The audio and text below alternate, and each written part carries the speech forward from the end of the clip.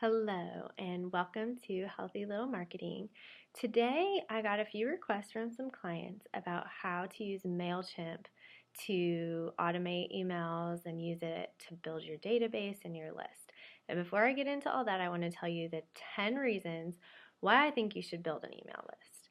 Because it's important to know why you have a list, it's important to know the value that that list has and how to leverage it not only for marketing purposes, but for good communication, for audience insights, and all types of wonderful things.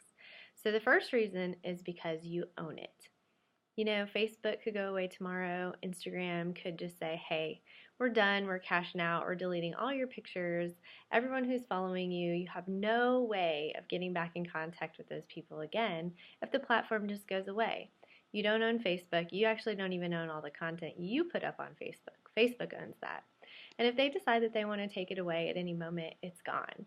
But the one thing you can have that you own is your own website, and you can have your own list of contacts.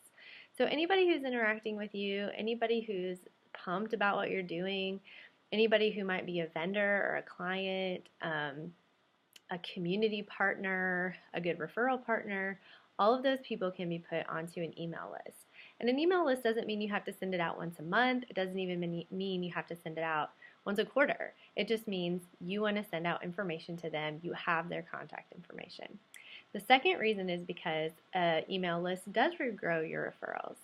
You can ask people to share your contact information. You can search for people in your local area that might be amazing referral partners for you, and you can attract them in by offering great, awesome content that helps solve their problems. The third reason you should have a email list is because it's private, because it's just a communication between you and another person. Even if you send 10 people the same email, it's still private. They don't see all the other people that you're sending it to. Whereas on Twitter, you're tweeting something out and the entire world can see it. You have to make it a little more general. The fourth reason is because it is personal and you can get really, nice and chatty and catty with people. You can have fun. You can let your personality shine through, and you can do it in a video. You can do it in words. You can do it through pictures. You can be so creative and personal with your message that people feel like you're just talking one-on-one to them. And that's what's really important about building a good list and making sure that it's segmented properly, because not when you start doing that and you do it effectively, it builds trust with people. They see you as someone who they enjoy receiving communications from. They see you as somebody who's an expert in your field. They might feel comfortable just to reach out to you and with a question that you can solve, and you really start to build trust. You can do it with local moms in your area. You can do it with yoga instructors. You can do it with pretty much anybody as long as you have something positive, awesome, empowering, informative, or educational to tell them. Okay, so the sixth reason is because you can talk directly to people, just like I'm doing with you today. Just make it feel like they're the only person in the world that you want to talk to right now, and you get people's attention that way. The seventh reason is because you can segment your audiences. What I love about MailChimp is that you can have a million different lists. You can have a vendor list. You can have a client list. You can have a referral list. You can have an advertiser list. You can have a just local fun people list. Whatever and however you want to segment it, you can.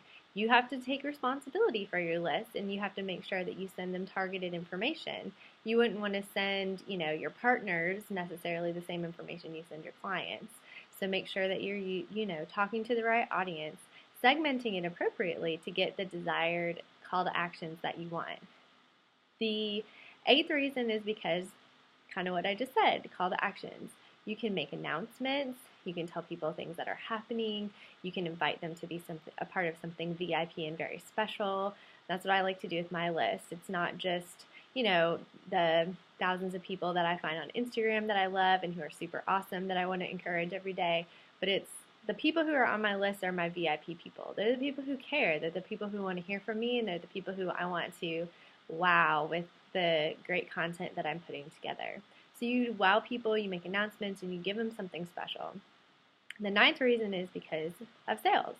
You can actually offer specials, discounts, coupons. You can offer early access.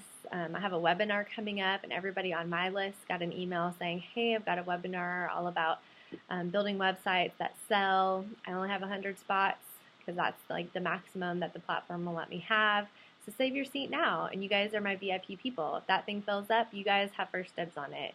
So you can give people specials and discounts and ways to remind them that you have products, that you have services, that you have things that they might want, or that they might know somebody who wants, and they can forward it on to a friend and share that too.